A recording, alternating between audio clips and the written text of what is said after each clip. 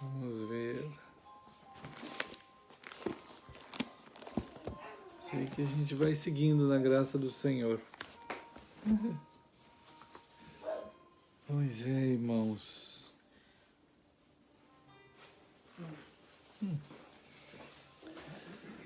Então vocês estão aí na luta. Todo mundo, hein? Que coisa.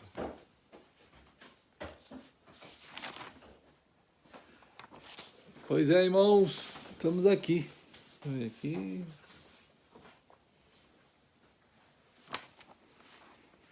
Estamos aqui juntos mais um pouco. É verdade. Na casa dos irmãos Jais, irmã Patrícia, aí da irmã Esther, do irmão Pedro, todo mundo ali, preparado. Né? Minha mãe tá com visita. Tá com visita lá? A Daqui irmã a pouco vai Sinés? aparecer. Vamos ver. Vai O ser. telefone estava desligado e se ela ligou a gente não viu. Acho que tem Mas um carro lá. se ele tentou ligou antes.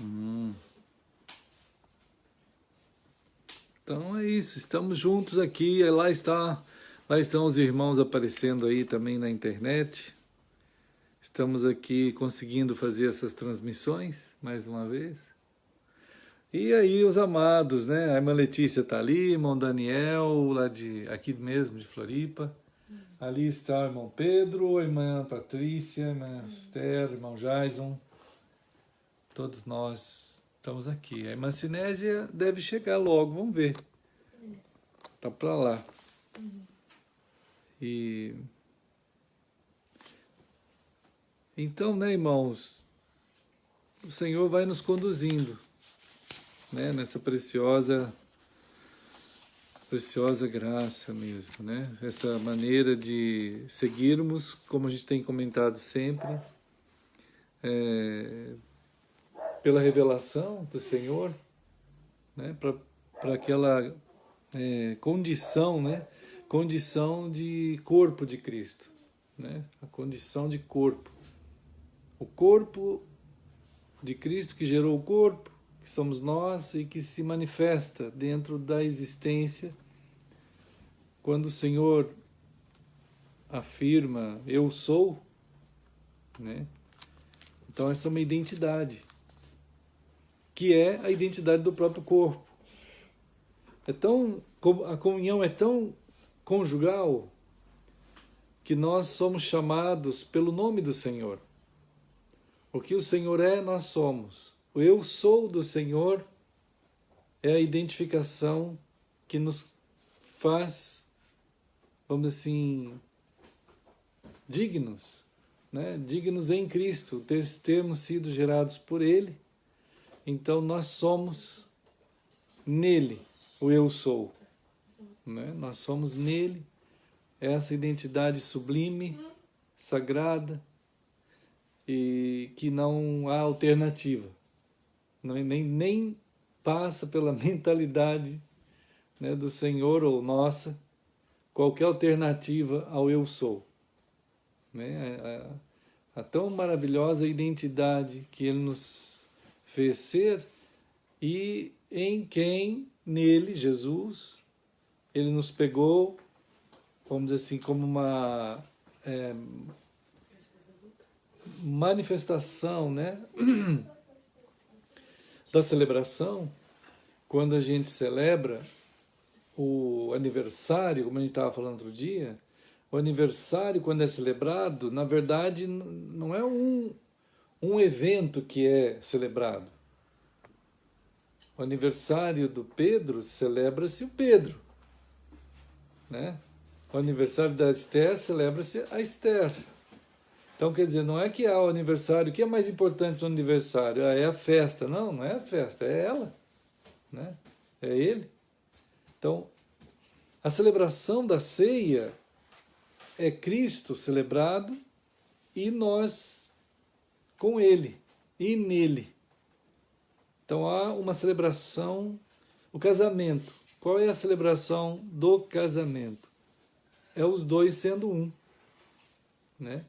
O casamento é exatamente isso, o casamento, agora são um. Dádiva de Deus nisso, né? Então, a celebração do dia do casamento, quando tem a festa de aniversário do casamento, não se celebra nenhum nem o outro, celebra os dois. O dia do aniversário do casamento é a celebração, a bodas disso, bodas daquilo, bodas, vai indo, né? Cada ano uma boda. E essas bodas, elas celebram os dois mesmo, que agora são um. E assim é a ceia do Senhor. A ceia do Senhor é nós nele, e celebrando a relação que acontece agora, nessa condição de o povo que, né, se desloca dentro assim da história, nessa condição de ser um com o Senhor. Então, em João 17, Jesus fala sobre essa união conjugal com Ele, né? João 17. Então, queridos irmãos que estão lá em São Paulo, lá em Campinas, a irmã Letícia, a irmã Samira. Samira, que eu vou aqui, ó. Aí está o Dré também, irmão Daniel, o Samuel que está ali, o Miguel. As outras crianças também, como Manuela, Gabriel, né? E esse tipo de inclusão, esse tipo de revelação que inclui, né, a gente numa dimensão totalmente nova, como manifestação da plenitude de Deus que é Cristo, deixa tudo para trás, acabou. Né? Colossenses, no capítulo 2, diz que as sombras ficaram. As sombras ficaram, né? Então, nunca houve da parte do Senhor a formação de religião de Israel, de judaísmo. Deus nunca fez isso. Deus nunca fez judaísmo. Né? Ele nunca formou cristianismo. Isso é uma coisa da mente humana, da alternativa. Né? Auxiliado por Satanás. Auxiliado por Satanás. O Satanás é o primeiro, né, que bolou uma alternativa a Deus. Então não tem isso. Não é uma questão... Eu penso que seria de admirar se não houvesse essas coisas. Então... Porque... Né? Porque começou no Éden. Então a coisa prolifera mesmo, né, irmãos? É um negócio esquisito, assim. E aí que surge o que a gente chama de serpentário.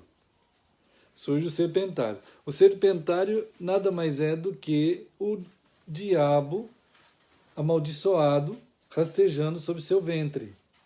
Foi assim que o Senhor falou. Maldita és e vais rastejar sobre o teu ventre. Quer dizer, aquilo que o teu ventre produziu, agora vai ser o teu caminho.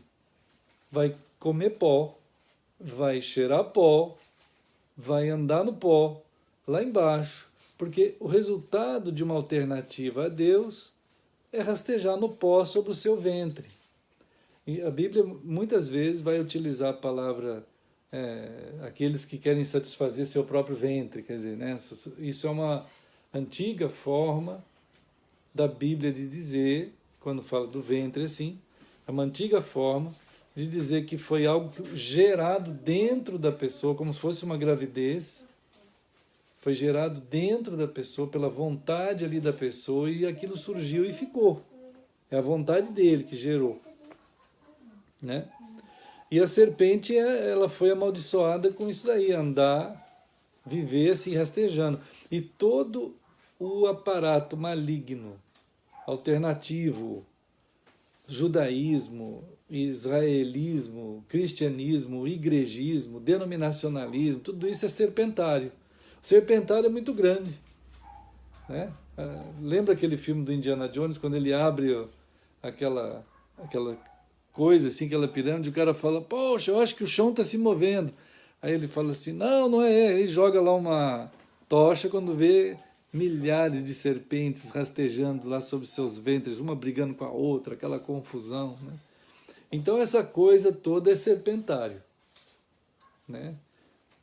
Rastejando sobre seus ventres. É triste, muito triste. Mas é o que tem, como diz o pessoal, é o que tem para hoje.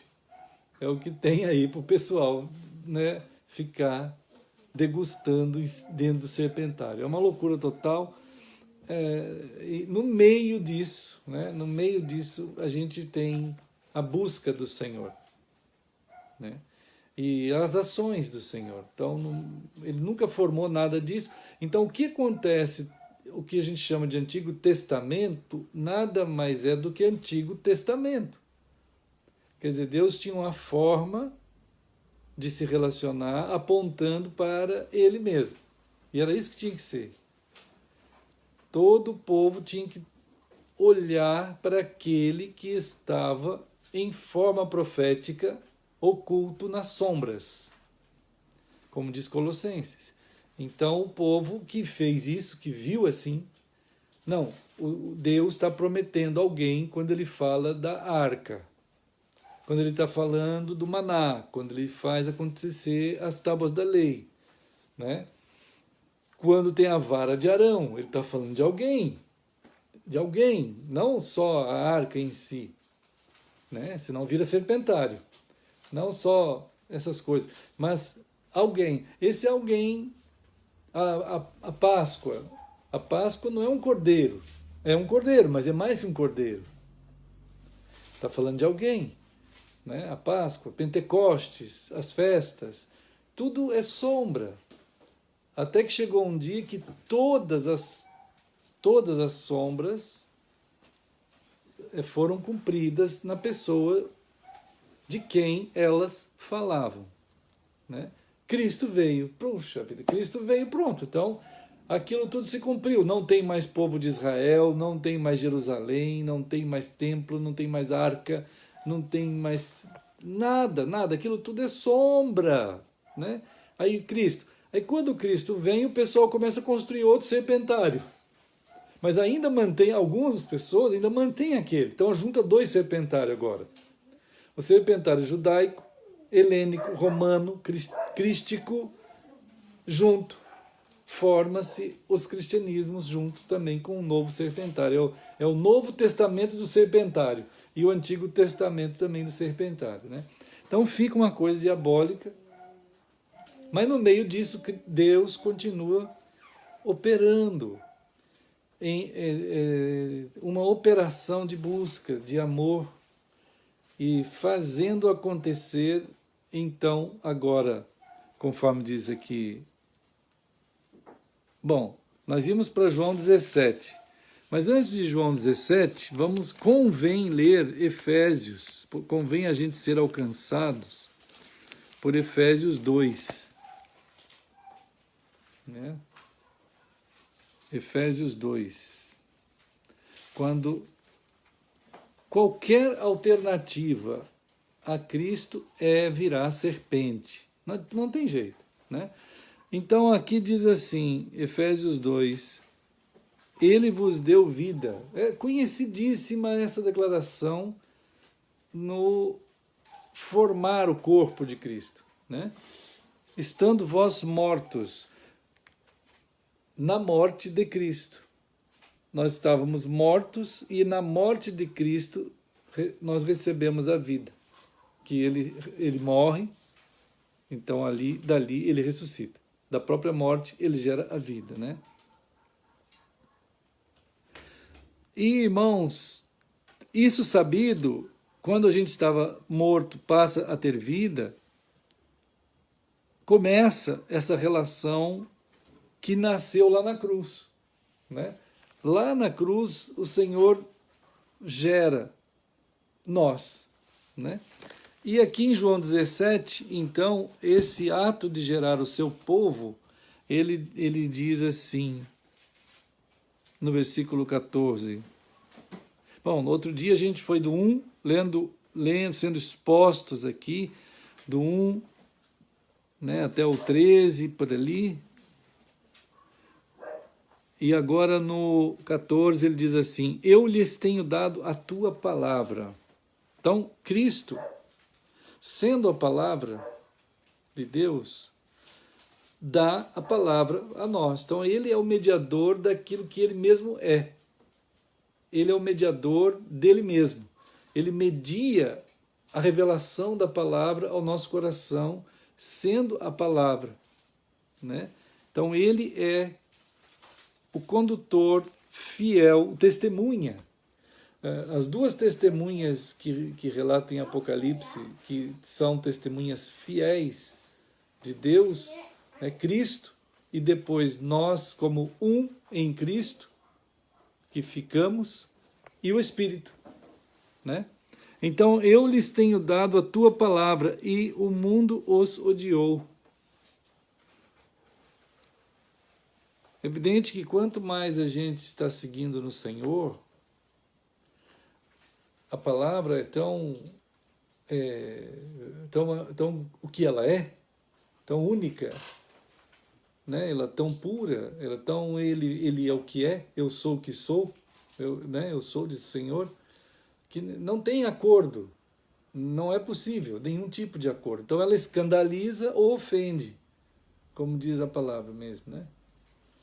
Ela escandaliza ou ofende. É uma coisa incrível. Quem é religioso se sente ofendido, diz lá a palavra. E quem é intelectual se sente escandalizado, ou vice-versa. Acontece a mesma coisa, né? As pessoas são impactadas com algo que a mente humana não tem condições de produzir. Então, o mundo os odiou. O que resta a nós é sermos odiados pelo mundo. Não tem, por um momento no início dos nossos irmãos andarem na terra, aqui, lá em Atos, diz que eles foram acolhidos com simpatia pelo povo todo, né? Porque primeiro que o povo imaginou que eles eram judeus renovados. Então seria uma renovação do judaísmo, né? Judaísmo renovado. O pessoal pensava tanto em religião que quando viram os cristãos eles pensaram que era o judaísmo renovado. Aí tiveram assim uma certa simpatia. Alguma coisa nova, vamos ver o que pode ser, né? Mas de fato odiou até o ponto de matar o Estevão a pedradas, né? Uma loucura. Bom, disse o Senhor que nós não somos do mundo, mas Jesus também não é do mundo. Então há essa comunhão vamos dizer assim, de origem. A nossa origem, a origem dos que foram gerados em Cristo, é gerados em Cristo, não é do mundo. Mais, né? Essas coisas, elas devem, e essas revelações, elas devem ser cuidadosamente analisadas por nós, porque lá em Gênesis tem uma palavra que fala sobre a origem da humanidade e como o Senhor deu à humanidade um chamado, né? Diz em Gênesis, no capítulo 1,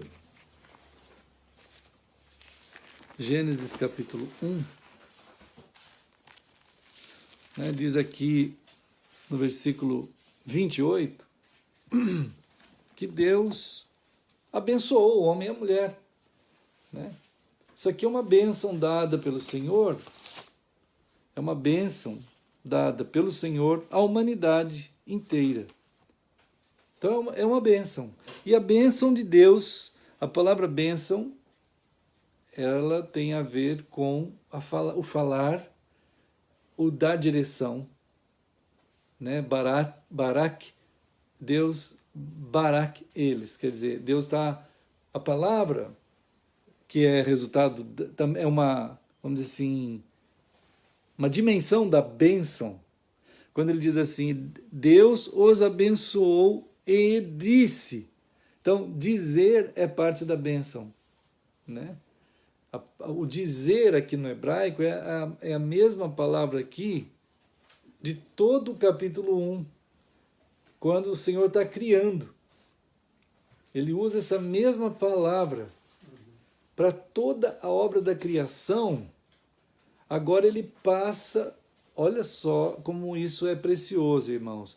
O Senhor passa a sua palavra como bênção à humanidade, a mesma palavra que ele criou todas as coisas.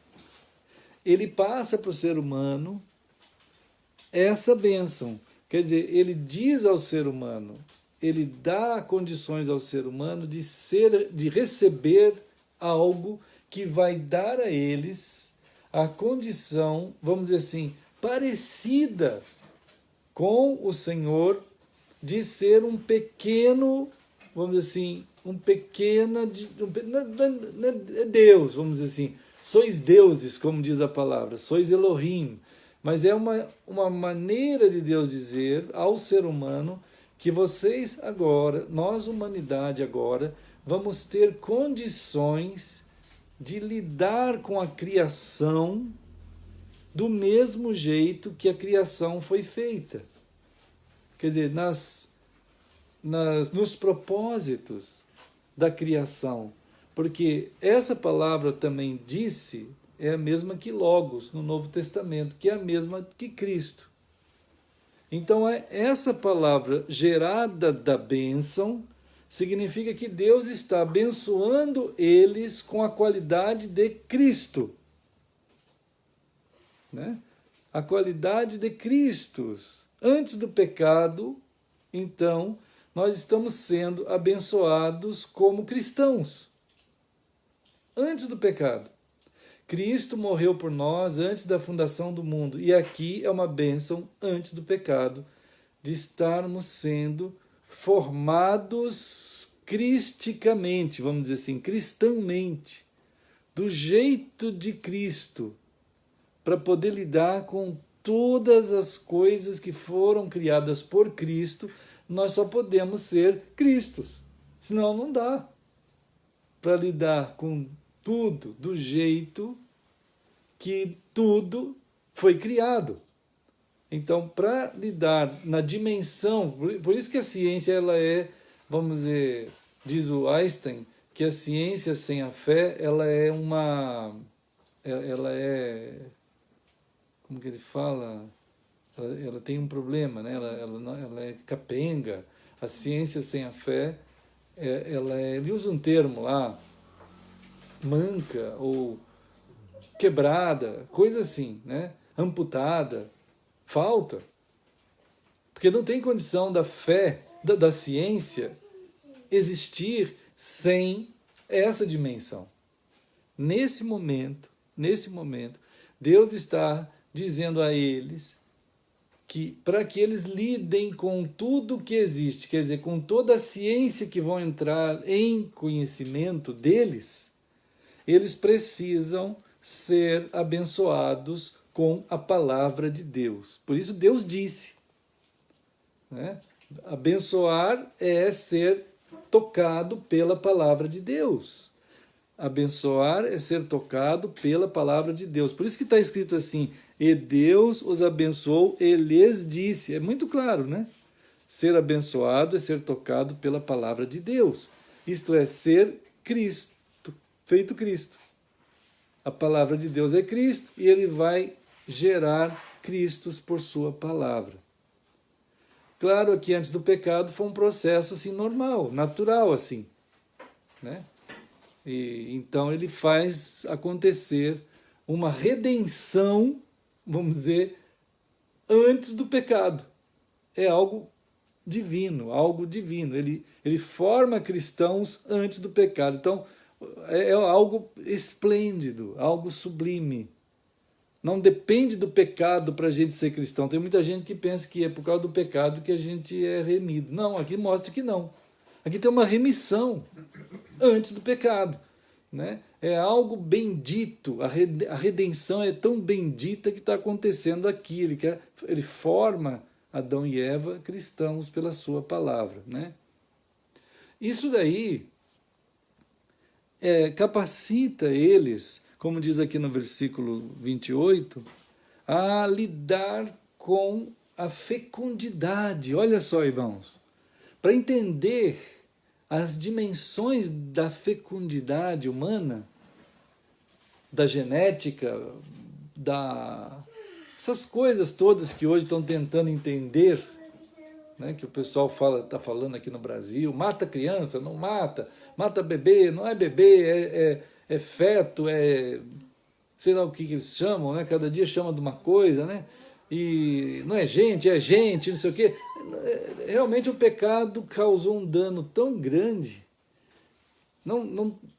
é tão desajustado, é tão pervertida a mente sob o pecado, que essa discussão ela fica quase que inócua, ela se perde.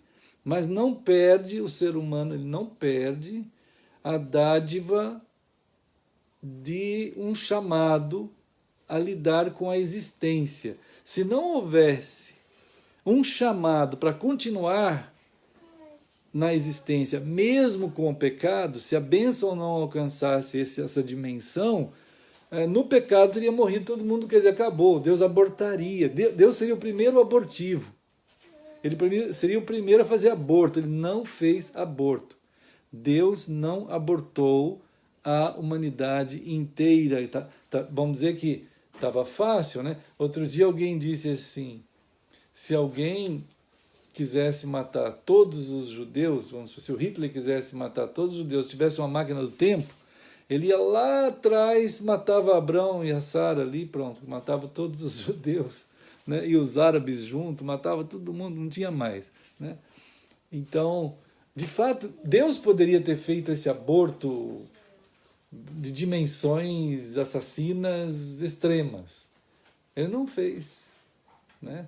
Então, há um chamado. Aqui na bênção, a bênção é tão sublime, que mesmo com o pecado, continua o ser humano a ser abençoado, não mais Cristo, porque ele morreu, aí ele se torna Cristo agora com o novo nascimento, pela palavra, como a gente viu lá, estando vós mortos, ele vos deu vida, né? Então, mas o que ocorre é que mesmo com o pecado, ninguém da humanidade perdeu esse chamado que é aqui tido como chamado, tecnicamente, cultural, humano. Na verdade é um chamado baraquial, vamos dizer assim, é um chamado da bênção. Deus chamou o ser humano a isso, né? A essa bênção, e por isso que a produção ela avança, quer dizer, o ser humano percorre a história, ainda que nessa, como diz o Chesterton, que parece uma carruagem, né? No meio do solavanco, e vai né? E vai correndo para lá, né? Cambando para a direita, cambando para a esquerda, sabe? Se cai e aquilo tudo se perde, mas não se perde. Existe uma bênção dada por Deus à humanidade que ela vai percorrer até o último dia conforme o plano de Deus. Não vai acabar, não tem como acabar, porque está debaixo de uma bênção. É claro que nesse meio aí teve o pecado, e aí a gente vê uma quantidade de coisas ruins acontecendo, né? Mas o mundo que andava em trevas viu uma grande luz, que é Cristo. Então, mas no meio de tudo isso, a gente tem as ciências, vamos dizer. Aí tem gente que não é cristã e produz um monte de livros, constrói casa, carro, supermercado, avião ou satélites, né? Então tem muitas coisas boas. De fato há uma bênção. O ser humano está ainda debaixo dessa bênção.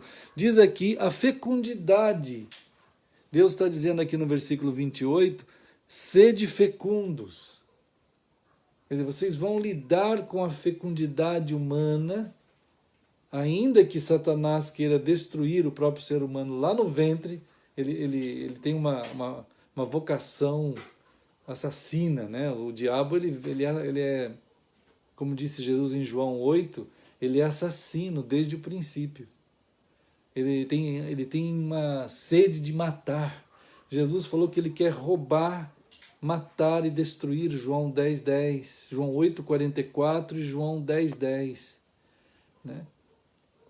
Ele virou aquela serpente, aquela rastejando sobre a terra ali, e vive nessa busca para alguém para matar, para roubar a paz, né? Roubar a alegria, roubar a harmonia, né? Roubar a singeleza, a humildade, roubar o bem no coração das pessoas, roubar as autorias, a mentalidade de reconhecimento do autor de todas as coisas, enfim. Então é um projeto, é um trabalho maligno, é uma obra maligna que vai acontecendo, né? Roubar da pessoa a ideia da verdade, né? Então a pessoa, ela facilmente ela articula com a mentira. Facilmente, cristãos articulam com a mentira. Facilmente, eles se permitem ser levados pela mentira de uma forma assim, não se preocupa, ele vai deixando acontecer a mentira, né? Ele não tem mais temor, né? Então, irmãos, lidar com a fecundidade, a bênção alcança o ser humano para que ele possa continuar sendo, vamos dizer assim, gerando novas vidas. Gerando novas vidas. A gente vê, facilmente se vê, espécies, como que eles chamam, em desaparecimento. Elas desaparecem, extintas. Espécies extintas. Quantas e quantas espécies extintas? Mas a espécie humana não fica extinta nunca. Por incrível que pareça, os bichos que não, vamos dizer assim, que não matam tanto quanto o ser humano, os bichos não matam igual a gente, nós mesmos. Quem mata mais nós mesmos é o próprio ser humano. E a gente não se extingue.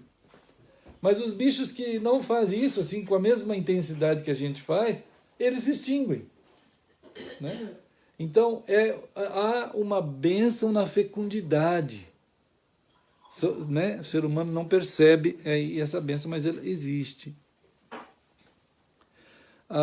Os estudos se multiplicam, pode ter muita coisa ruim, como a gente vê a minoria na mídia, irmãos, a minoria que fala que homem não é homem, mulher não é mulher, gen gay, a minoria, né? A minoria que fala que o governo melhor é ditadura, essas coisas, socialismo, enfim, a minoria que faz esse alarde todo, como tem um amigo que estava escrevendo aí, e achei muito legal a frase também dele, que é uma frase bonita, ele diz assim, que realmente a gritaria das minorias faz parecer que não existe maioria. É isso, verdade. Né? E aí, pessoal, e ele fala, a maioria tem um problema, que a maioria é silenciosa. A maioria é silenciosa, não fala nada. Eles ficam assim, não sei, tem uma inibição, né? A maioria. Mesmo sendo contra, não se manifesta. Mesmo sendo contra, não se manifesta, deixa rolar, aí a minoria toma conta. Mas é a minoria.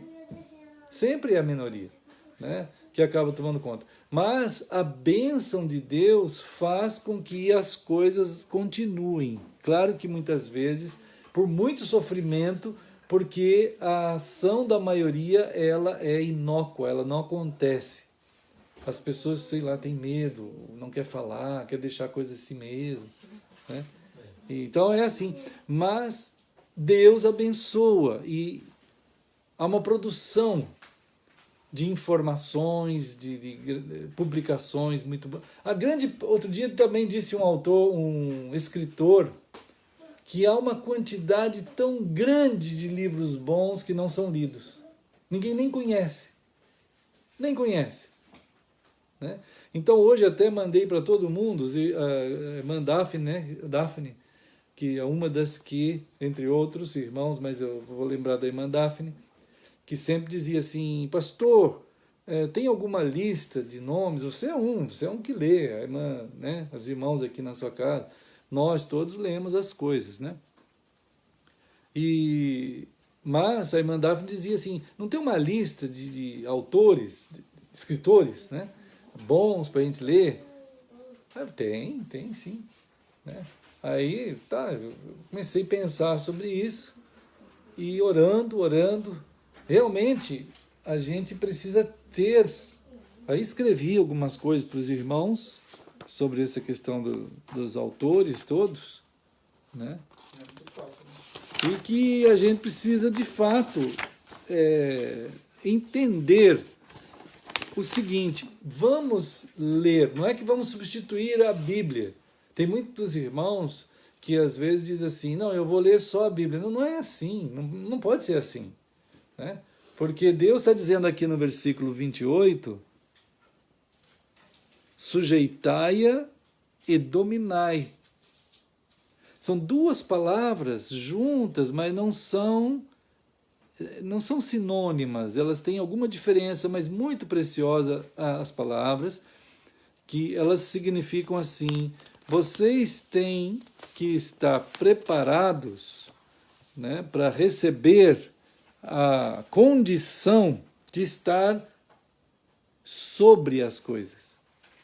Vocês vão estar sobre, quer dizer, sujeitar é colocar tudo a seu serviço.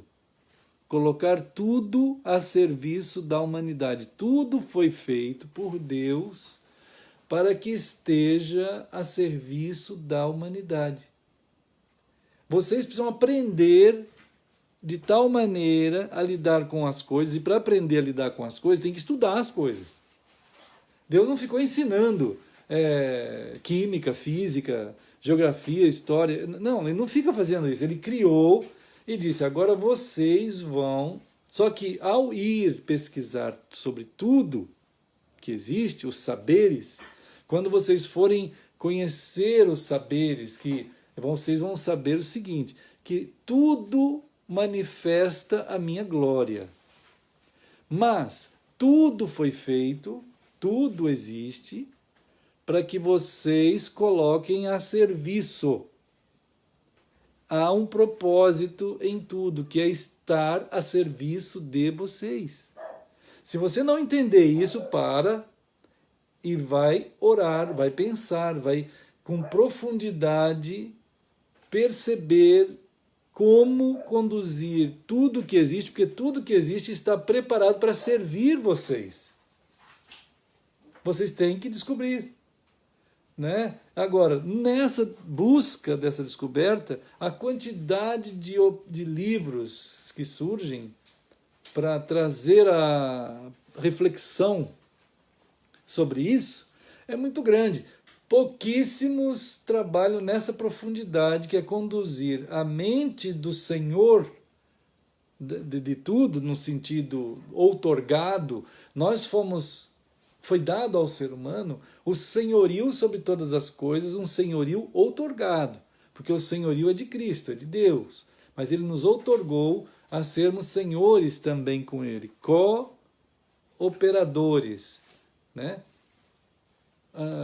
Estarmos juntos nisso. Ele nos deu essa capacidade, por isso que ele fala isso aqui, sujeitai-a, quer dizer, vocês vão ter um senhorio sobre tudo. Só que como tudo se torna senhorio desse Senhor? É algo que você tem que aprender. Você tem que ler. Você tem que se dedicar. Quer dizer, a atividade do trabalho é uma bênção. Qualquer trabalho é uma bênção da parte de Deus. Só o que não é uma bênção é a exploração, a sordidez com que o patrão ou você mesmo se submete às vezes ao trabalho. Às vezes fica sórdido, às vezes fica monstruoso, hediondo a forma como alguém se entrega. Aí você não está sendo senhor daquilo, aquilo está destruindo você. Algumas vezes Deus vai lembrar a eles dizendo assim, lembra que vocês foram sordidamente tratados no Egito. Não é bom, não é assim. Lá em Levítico, Deus diz assim, quando vocês estiverem empregados, não os tratem com sordidez. Não os tratem com violência. Não os tratem como se vocês fossem donos deles, né? Vocês devem tratá-los com temor de Deus.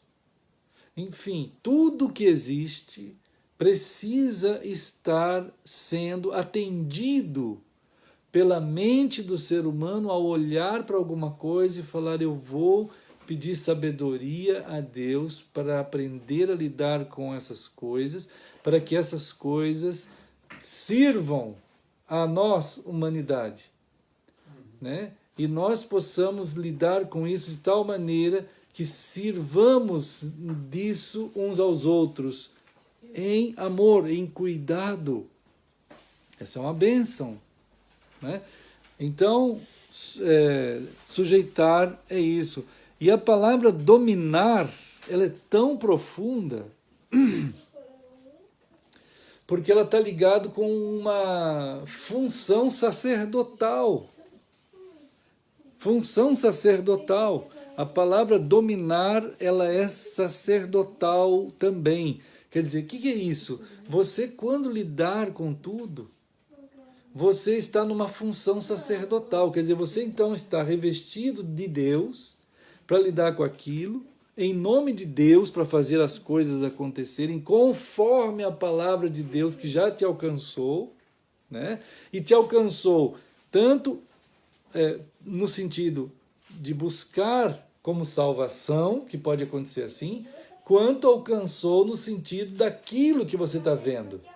Cada área do conhecimento humano é uma lição de Deus para a humanidade. Cada área, né? Geometria, engenharia, química, física, tudo isso não detém o ser humano a autoria dessas coisas. Ele aprende de Deus. Deus deu tudo isso para ele aprender, para que depois ele faça aquilo servir à humanidade, e esse servir não seja sórdido, né? A política das nações, né? A educação, tudo que existe, Deus está mantendo o cuidado, sobretudo abençoando o ser humano, para que ele avance nisso. Evidente que a quantidade de coisas que são boas e não lidas é muito grande. A quantidade de coisas ruins e lidas é muito grande também. E como a gente falou, é uma minoria, mas que faz barulho. Aí o pessoal vai lá e se apega, se atraca com aquilo que é ruim. Então, também por isso que eu passei hoje essa lista de vários autores, né, ao longo desses 42 anos. Esses autores, muitos deles eu conheci do ano 2000 para cá, né? Mas uma outra grande parte deles eu conheci antes. Então eles andam comigo, com a gente, né? Porque eu tô querendo conhecer. Isso não é Bíblia, mas faz parte da bênção de estudar essas dimensões do pensamento, de observar, e tudo à luz da palavra de Deus, é evidente. Por isso que sobrou, tem mais, mas eu coloquei aqui, nem sei quantos, mas bastante aqui, né, que eu vi que poderia representar a formação de uma biblioteca em casa, e que a gente pudesse ter uma referência para ler, para pesquisar, porque não são poucos irmãos que chegam assim e falam assim: pastor, olha esse aqui que está falando uma coisa, mas esse a pessoa, né, precisava ter mais, ele não tem condições, né? Essa pessoa não tem condições, ele não tem profundidade, né? Quando a gente está falando o que estamos falando, é um trabalho que foi feito ao longo de 42 anos e continua. Esse trabalho continua, eu continuo. Além desses aqui, tem mais 10 vezes esses aqui, esses autores, que a gente ouve eles. Eu penso sobre o que eles estão dizendo, tudo à luz da palavra de Deus. A palavra de Deus é a palavra de Deus, não tem nem comparação. Não é para comparar, não é para comparar. Deus está dizendo aqui: vocês vão sujeitar e dominar. Quer dizer, se há um pensamento sobre Deus na história, por que ele está essa bagunça que está? Porque as pessoas estão escolhendo os seus ramos de leitura muito ruim, né? Às vezes nem lê, hoje em dia as pessoas mais vê as pessoas falando, não tem preguiça de ler, né? E aí ele fica ouvindo, então ele não tem mais uma reflexão muito profunda, ele só fica ouvindo. Então a reflexão profunda é necessária, como diz o Senhor a Josué, medita no meu livro dia e noite. Isso é um princípio que tem aí, né? Não é que as pessoas às vezes chegam lá na minha biblioteca e falam assim: o senhor já leu todos esses livros? Isso não é pergunta que se faça para quem tem uma biblioteca. Não é possível ler tudo aquilo, né, irmãos? Não é possível. Aquilo tudo, você tem que... além daquela biblioteca que eu tenho lá, eu tenho mais umas 10 daquela dentro do computador. Mas muito mais. Então, o que acontece? Só que a gente sabe o que a gente tem. Aí, Então, vai ali, você vai, eu preciso pesquisar sobre isso, aquele grande irmão falou aquilo ali, aquele outro falou aquilo ali. Em todas as áreas, a gente procura, como faz aqui Gênesis 1, 28, sujeitar aquilo, dominar sacerdotalmente. Então eu vou, quando alguém fala, vamos dizer, indica alguém, eu vou lá e vou começar a ouvir aquela pessoa. Aí você vai pesando tudo aquilo. Aí você vai vendo, poxa vida, tem umas coisas boas, mas a maior parte não é bom. Às vezes o que ele está errando, ele erra perigosamente mesmo. Tem uns escritores bons, mas quando ele erra para valer. Então a gente tem que tomar muito cuidado para fazer essa sujeição e, de fato, até mesmo separar. Falar, isso é joio, isso aqui é trigo. Às vezes é tão ruim que acaba estragando todo o... Então, é tão ruim que não dá, né? Então você olha assim e fala, não dá. Algumas coisas sim, não, isso aqui foi um raciocínio interessante. Legal. Então, o modo como ele está contribuindo tem coisas boas, então você vai pegar, né? Em qualquer área, na história, na geografia. Até o livro falou assim: pai, tu precisava ir lá na escola, dar uma aula. Nós estávamos falando sobre identidade humana, né? Às vezes a gente não fala nada disso. Então eu falei, sim, mas a gente está falando aqui. Eu até pensei da gente fazer uma aula para quem estiver interessado lá em casa, assim, para falar sobre essas coisas profundas do ser, né? Que não é biblicamente, diretamente na palavra de Deus aqui na Bíblia, mas ela tem a ver com o sujeitar. De fazer quase que um evento, assim, uma coisa assim simples, É, né?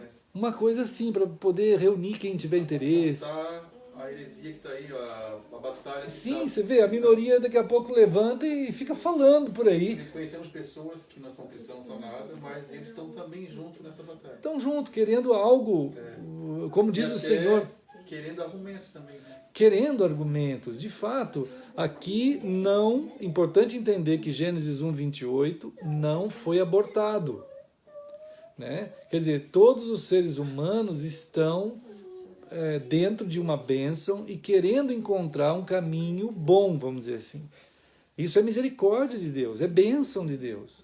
Não é o ser humano que tem isso, é Deus que dá isso. Por isso que nós não somos consumidos. Por causa da misericórdia do Senhor é que não somos consumidos. Mas como se manifesta essa misericórdia? Na mente do ser humano. Romanos 1 diz que todos os seres humanos têm dentro da sua mente uma manifestação bendita da graça de Deus que os mantém num curso dessa bênção que está aqui, né? É evidente que a falta de pensar sobre isso faz os crentes, muitos deles, acharem que a humanidade é um inferno. Não é um inferno. O inferno ainda vai ter. O inferno não tem sombra. O inferno não tem bica de água. O inferno não tem abelha, não tem passarinho cantando, né? O inferno não tem uma casinha para tu chegar. Não tem um ônibus para tu entrar, por mais que tenha 200 pessoas dentro do ônibus, né? Mas isso já é coisa sórdida, né? Teve um ônibus, ótimo. Agora põe 200 pessoas lá dentro, isso é sórdido, né? Isso é terrível. Tem uma padaria, ótimo. Agora vamos fazer um pão de bromato, que você pega ele, solta e sai flutuando. Então isso não é pão, isso é sórdido, né? Então você tem um carro para comprar, ótimo. Aí você vai ver o preço do carro, é 3, 4, 5 vezes maior do que ele vale, porque tem o governo quer todo o imposto em cima de ti para comprar esse carro. Isso é sórdido, né? é uma sórdida ganância. Né? Então, as coisas... No entanto, a maioria da população, ela está debaixo dessa bênção. Né? E no meio de tudo isso está o povo de Deus. Então nós, povo de Deus, mais ainda temos a bênção de poder expor aquilo que é definitivamente saudável. Né? Então eu coloquei esse monte de autor aqui para que todos os irmãos possam ter uma referência. Fala assim, não, na hora que eu for comprar um livro, ou assistir alguma coisa, ou ler alguma coisa, eu vou ler algo de D.A. Carson, vou ler alguma coisa de J.I. Packer, vou ler alguma coisa de John Owen, né? Vou ler alguma coisa de Karl Barth, de Kummel, vou ler alguma coisa de Hendrickson, poxa, né? Vou ler alguma coisa de Paul Tillich, de Paulo Brabo, aqui no Brasil. Quem lê Paulo Brabo vai se enriquecer. Quase ninguém conhece Paulo Brabo, né? Vou ler alguma coisa de Richard Niebuhr. Poxa vida, gente, são R.C. Sproul, Bultmann, Ricoeur, né? Tem vários aqui. Vamos ler. William Barclay, enfim, tem vários nomes aqui, enfim, nesse sentido de direcionar. Porque eu tenho recebido tanta indicação absurda, eu tenho visto irmãos entrando para o judaísmo. Como pode entrar para o judaísmo? Por que eles vão atrás disso?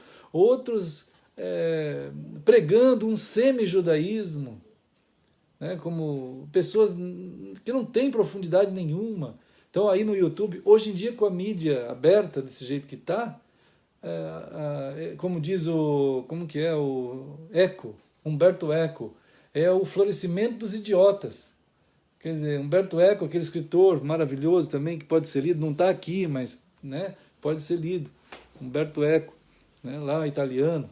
Então, é o florescimento dos idiotas, quer dizer, é uma quantidade absurda de iniquidades sendo, assim, afloradas, e as pessoas estão entulhadas de quantidade de ideias malucas, aí vai fazendo uma salada lá dentro da cabeça das pessoas, e como aquilo tudo é mentira, ou é muito ruim, vai degenerando a capacidade de percepção e vai reduzindo a mente das pessoas. Chegamos no Brasil a uma degeneração quase absurda de mentalidade. Né? Enfim, então, né, irmãos? E isso tudo gera um estado apocalíptico, vamos dizer, apocalíptico no sentido do último dia. Dentro do último dia, as mentalidades vão estar tão depravadas e devastadas que qualquer diabo vai aparecer, qualquer serpentário vai aparecer, vai enganar a multidão. É um circo de bestas, das bestas, né? É o grande circo das bestas. Então, é um negócio assim, que João, no capítulo 20, né? João, no capítulo 20, o Senhor, ele apresenta ali uma palavra maravilhosa para a gente, lá em João 20, deixa eu ver, 19. Ao cair da tarde daquele dia, o primeiro da semana, nota, irmãos, trancadas as portas da casa onde estavam os discípulos, com medo dos judeus, aqui está o porquê que as portas estavam trancadas, né? Porque estavam com medo dos judeus, né?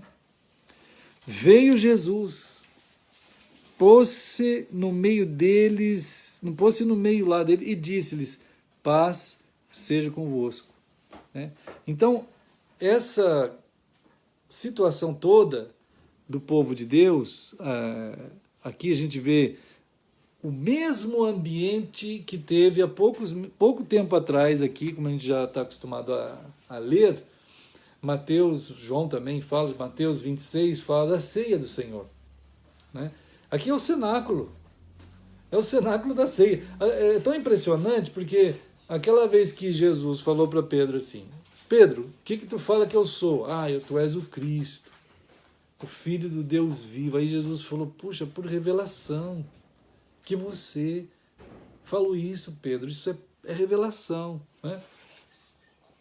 Aí vai daqui, vai dali, daqui a pouco, daqui 1 minuto, 5 minutos, Jesus fala, bom, agora que vocês já sabem quem eu sou, eu vou para Jerusalém, porque lá eu vou morrer, tal coisa. Aí Pedro, não, tu não pode ir para Jerusalém, tu não pode morrer. Né?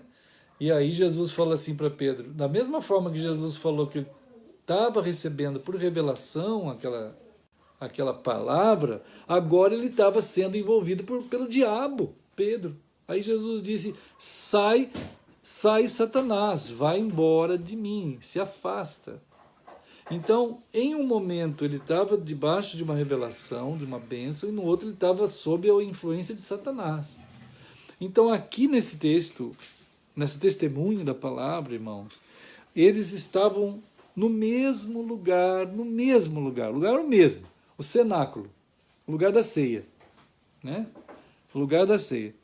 E só que lá na hora da ceia eles estavam debaixo de uma revelação, vendo tudo aquilo, Jesus falando do corpo que ia ser feito por ele. Por isso que ele pega o pão na mão e reparte. Quando ele pega o pão na mão e reparte, está dizendo, eu, o pão, estou fazendo de vocês pão também. Eu, pão, estou fazendo pão de vocês também pão. Vocês e eu somos um, como diz lá em João 17. Né? Assim como o Pai é um, e eu também sou um com o Pai, vocês agora são um comigo. Maravilhosa revelação. E aí eles celebraram aquilo tudo. E logo depois da morte de Jesus, no mesmo cenáculo que eles tinham recebido aquela revelação, agora eles estão com o maior medão. Então, o que acontece? Né? Alguma coisa aconteceu com eles que fez com que o coração deles passasse de uma coinonia da infusão da graça para a coinonia do medo, da confusão do medo. Antes era infusão da graça, agora é confusão do medo. Essa coinonia do medo fez com que eles trancassem as portas ali e ficassem com um medo tão grande. Quando a pessoa fica com um medo tão grande dentro da casa trancada, ele tranca tudo primeiro, né? Tranca tudo. E aí o que acontece? Ele fica na porta, nas janelas, qualquer ruído que a gente vê lá fora, já tem medo também. Né? Então, tudo é medo, tudo é motivo de medo. Aí passa um cachorrinho, passa um gato, você está com medo. Passa uma pulga pulando, você está com medo. Né? Então, é um negócio bizarro, o medo, você ficar lá, sob a coinonia da confusão, do medo, gerada por diversos fatores que aconteceram ali na sociedade. Quer dizer, eles estavam pensando assim, bom, o nosso mestre foi alvo de perseguição, de uma pena de morte, morreu, e agora nós vamos ser também. Porque nós estamos identificados com ele, os próximos da fila é nós. Né? Então trancaram a porta, ficaram com medo, aquela coisa toda, né? E, de fato, diz a palavra que no meio dessa confusão do medo, dessa coinonia maligna, Jesus veio. E aí é a graça de novo, né, irmãos? A presença de Jesus apresenta, então, novamente a graça sobre eles nessa continuidade dos dias. Né? Para que a gente saiba que ele poderia ter pego eles dali e arrebatado para o céu, poderia. Falou, gente, agora vamos embora daqui. Tem crentes que falam assim, né? Ah, queria tanto que Jesus viesse, queria tanto que Jesus viesse. Não é essa hora, não é assim. Jesus podia ter tirado eles dali, não tirou. Ele diz, paz seja convosco. Olha só, Shalom, Eirene, quer dizer, essa condição estrutural de Deus, que Deus é, que Jesus é, a minha paz, é Ele que está se dando novamente a eles ali, é Ele que está se dando para que eles tivessem força e condições e graça mesmo de Deus de prosseguir, em que aqueles ruídos do mundo lá fora, aquelas armações e articulações, tudo que está acontecendo, ainda que seja a maioria, não vai afetar vocês, porque há graça e poder em Cristo para nos levar. Não é para ficar com medo de Lula, com medo de comunismo, com medo de seja lá o que for, né? De quantidade de heresia que tem, e iniquidades. Tem gente que já é pastoreado por essas coisas. Não é assim, né? A gente tem a graça. O Senhor disse agora: a minha paz seja convosco, né? Então é uma bênção da presença e da condição de estar Cristo em nós, esperança da glória, levando a gente cada dia nessa jornada, né, irmãos? Então, no meio de tudo isso, a gente vai seguindo. Queria compartilhar isso com os irmãos, para a gente pensar juntos, né, nesses dias aí, e que o Senhor nos guarde, né, irmãos? Aqui essas coisas, para a gente pensar, né, amém, sobre essas palavras que nos guardam nesses tempos em que, ao mesmo tempo, exige a gente pesquisar o que é certo, sujeitar, né? Ao mesmo tempo, não temer, porque a graça do Senhor está conosco. Temos coragem e ousadia para examinar aquilo que deve ser examinado e dar o parecer sadio, bendito, né, sobre o que significa o ser humano, o que significa a questão das ciências, dos saberes, do movimento das nações, dos povos, o que é de fato ser um país digno, que é ser uma pessoa digna, enfim, à luz dos conhecimentos que estão sendo produzidos, benditos, mas pela palavra de Deus, no cadinho da palavra de Deus, feitos sadios e bons, conforme o bem de Deus, né? E então, saber que no meio de tudo isso, podemos às vezes ser afetados com certos medos, ou até, como aconteceu com os discípulos aqui, né? Mas que a gente seja lembrado pelo Senhor desse cuidado que Ele tem em nos fortalecer nele para a gente seguir, né? Amém. Vamos celebrar então, né, irmãos? Vamos celebrar o Senhor. Bom, meus irmãos, todos que estão aí nos diversos lugares, junto conosco aqui, é o momento de celebrarmos. Celebrarmos significa, de fato, saber que estamos afirmando diante de Deus, diante de toda a ambientação que o Senhor nos deu, a revelação de saber que isso acontece, de que, de fato, somos um em Cristo, né? Estamos no Senhor. Obrigado, irmão. Somos um. E o Senhor fez assim, Ele pegou o pão, Ele, né, sendo o pão, pegou o pão e repartiu do pão por todo mundo. Ele falou assim, da mesma forma que eu sou o pão, Jesus é o pão, Ele falou, agora vocês vão ser também partes uns dos outros e parte de mim. Então, quando vocês estiverem comendo a ceia do Senhor juntos, vocês vão estar dizendo isso, que todos nós somos um, e um também em Cristo, né? E aí foi assim que Jesus pegou o pão e repartiu com eles, conforme está escrito em Mateus 26, né, irmãos? Assim nós vamos fazer, tá bom? Como ele ensinou.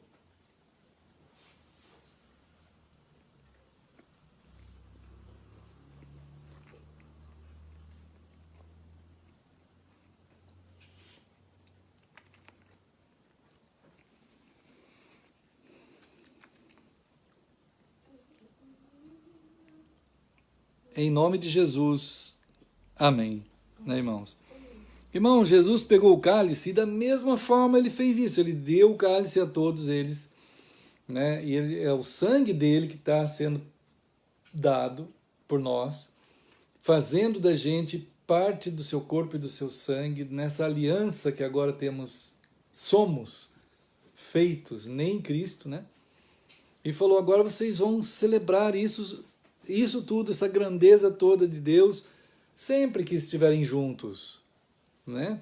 Até aquele dia, ele falou assim, eu não vou estar com vocês na terra fazendo assim, Mas vocês podem fazer, vocês devem fazer, continuem profetizando essa grandeza que aconteceu na cruz e do dia que ele voltar, que é uma conexão só, não está separado, né? Nós não estamos separados da vinda do Senhor, estamos nisso, né? É uma mensagem única, né? Daquilo que ele fez, daquilo que ele fará, e nós somos o povo desse testemunho, né? E então, aí nós vamos para o céu, como diz o Senhor, lá, que é o cumprimento de tudo isso, quando nós vamos estar lá, junto com o Senhor, desfrutando dele, né? Isso que anunciamos aqui se cumprirá no céu, e se cumpre de alguma forma na cruz, e com a gente cada dia, né? De alguma forma também maravilhosa. Como o Senhor ensinou, vamos beber.